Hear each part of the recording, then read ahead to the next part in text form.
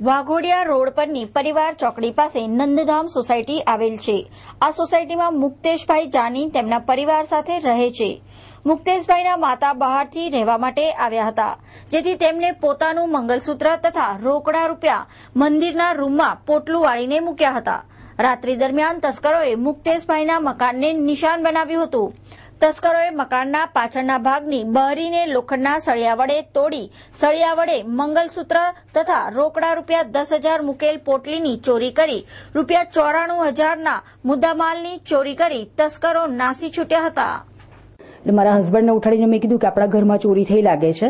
હવે થેલા મારા સાસુના હતા, એટલે અમે લોકોએ મારા સાસુને પૂછ્યું કે મમ્મી અંદર કશું હતું કે નહીં, તો કે હા મારું અંદર બધું હતું। અમે એમને જાતે ચેક કરીને પછી કીધું કે મારી આટલી વસ્તુ હતી, એટલે એમનું મંગળસૂત્ર, સોનાનો ચેન, 1.5 તોલાનું મંગળસૂત્ર, 1.5 તોલાની ચેન, વીટી, બુટ્ટી અને 10,000ની કેશ હતી।